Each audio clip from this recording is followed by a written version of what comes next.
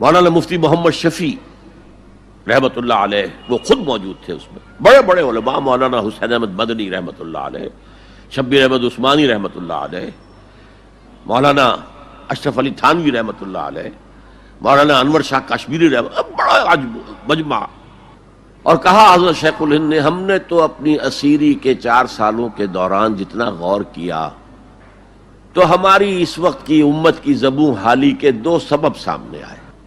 مولانا مفتی شفیع لکھتے ہیں ان کی کتاب وحدت امت کے نام سے، کہتے ہیں کہ پورا مجمع ہمہ تن گوش ہو گیا کہ یہ شیخ الشیوخ استاد العلماء عمر کے اس آخری درجے میں اس حد پر آ کر اب نیا سبق کون سا سیکھ کر آیا؟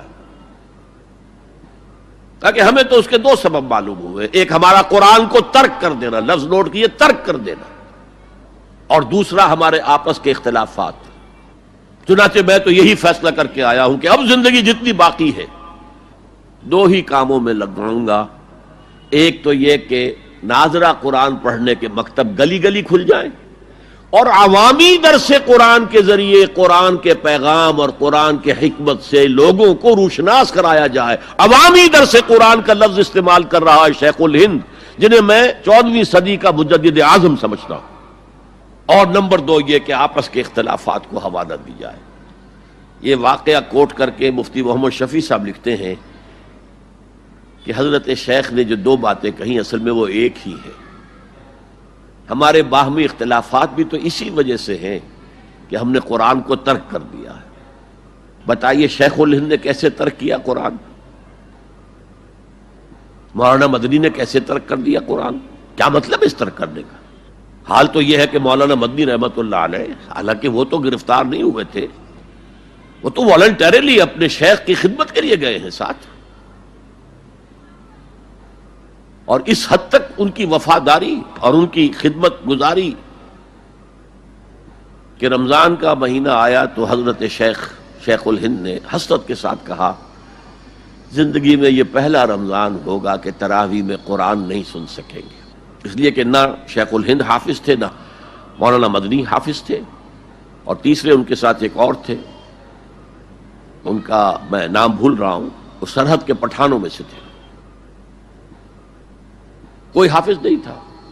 اب آپ غور کیجئے، استاد اور اپنے شیخ کی اس حسرت کو دور کرنے کے لیے مولانا مدنی روزانہ 1 پارہ حفظ کرتے تھے اور رات کو تراویح میں سناتے تھے، روزانہ 1 پارہ۔ اور یہ انہونی بات نہیں ہے، جب ساری زندگی قرآن ہی سے شغف رہا ہے تو وہ ہے تو صحیح ذہن میں، اب صرف ان کے لنکس ملانے ہیں آپس میں، اور کیا ہے؟ اصل میں قرآن کو ترک کرنے کا مطلب کیا ہے؟ وہ اصل میں ایک اور بہت بڑے عالم دین کی بات سنیے آپ، مولانا سید انور شاہ کشمیری رحمۃ اللہ علیہ، جو دیوبند سے آ کر آپ کے قریب میں ڈابھیل میں انہوں نے مدرسہ قائم کیا تھا۔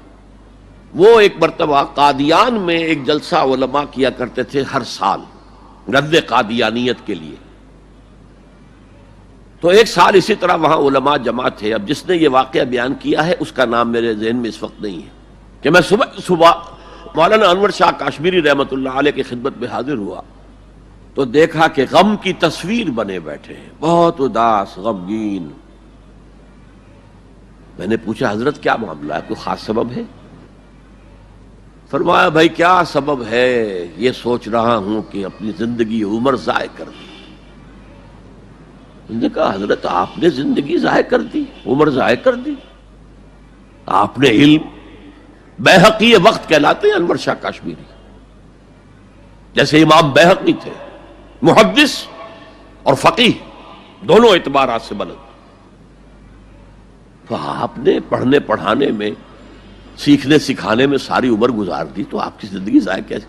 کہنے لگے ہم نے سارا زور اسی پر رکھا کہ ثابت کر دیں کہ شافعی کی رائے صحیح نہیں ہے، ہماری رائے صحیح ہے۔ اسی کے لیے دلائل، اسی کے لیے بحثیں، اسی کے لیے لمبی چوڑی جو ہے ہمارے ہاں نشستیں منعقد ہوئیں مدارس کے اندر، حالانکہ اللہ کے ہاں یہ ہم سے سوال نہیں ہوگا، گمراہیاں طرح طرح کی پھیل رہی ہیں اور ہم ان بحثوں میں لگے ہوئے۔ حالانکہ زیادہ سے زیادہ یہ کہا جا سکتا ہے کہ قول اصحابنا ثواب محتمل الخطا، اور جو قول دوسروں کا ہے وہ خطا ہے محتمل الثواب۔ زیادہ سے زیادہ یہ کہہ سکتے ہیں ہم کہ ہمارے جو اسلاف ہیں، ہمارے جو اساتذہ ہیں، ان کا قول صحیح ہے، اگرچہ اس کے خطا ہونے کا بھی امکان ہے۔ ہم یہ نہیں کہہ سکتے کہ اس کے غلط ہونے کا کوئی امکان ہی نہیں، معصوم تو وہ نہیں تھے۔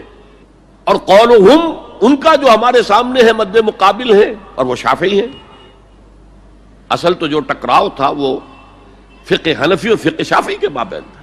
ہم صرف یہ کہہ سکتے ہیں کہ ان کا یہ قول خطا ہے، غلطی ہے، اگرچہ احتمال موجود ہے کہ وہی صحیح ہو، اس کے سوا تو ہم کچھ نہیں کہہ سکتے۔ اور ہم نے اپنی ساری زندگی اس کام میں لگا دی، لیکن میں کہہ نہیں سکتا اس پر کتنے رنج اور صدمے کا اظہار کروں کہ مجدد وقت شیخ الہند رحمۃ اللہ علیہ اور بیہقی وقت مولانا انور شاہ کاشمیری رحمۃ اللہ علیہ، ان کی ان باتوں کا کوئی اثر ان کے شاگردوں نے قبول نہیں کیا۔ وہی روش ہے، وہی فقہی بحثیں ہیں۔ جب میں نے پاکستان میں تحریک خلافت کا آغاز کیا، کچھ احادیث بیان کی، اچھے علماء نے کہا کہ ڈاکٹر صاحب ہم نے تو یہ حدیثیں پہلی مرتبہ آپ سے سنی۔ یہ حدیثیں جو ہیں یہ ہیں کتاب الملاحم میں، اشراط الساعہ، علامات القیامہ، کتاب الفتن، اور حدیث کے ان ابواب پر تو پہنچتے پہنچتے ہم ایگزاسٹ ہو چکے ہوتے ہیں، ہماری ساری بحثیں جو ہے وہ ختم، اور وقت ختم ہو جاتا ہے ان فقہی بحثوں کے اندر، یہاں تک تو ہم پہنچتے ہی نہیں۔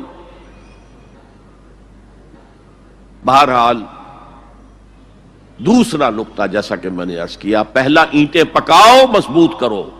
یا ایھا الذین آمنوا اتقوا اللہ حق تقاتہ ولا تموتن الا وانتم مسلمون، اور دوسرا ان کو جوڑنے کے لیے قرآن کو ایز اے سیمنٹ سبسٹنس استعمال کرو۔ واعتصموا بحبل اللہ جميعا ولا تفرقوا واذکروا نعمت اللہ علیکم اذ کنتم اعداء فالف بین قلوبکم فاصبحتم بنعمتہ اخوانا وکنتم علی شفا حفرۃ من النار، تم تو تباہی آگ کے گڑھے کے کنارے تک پہنچ گئے تھے، گرا چاہتے تھے، فانقذکم منہا، تو اللہ نے اس سے تمہیں نکالا ہے۔ کذالک یبین اللہ لکم آیاتہ لعلکم تہتدون، اسی طرح اللہ تعالیٰ تمہارے لیے اپنی آیات کی تبیین کر رہا ہے، وضاحت کر رہا ہے، تاکہ تم ہدایت حاصل کر سکو۔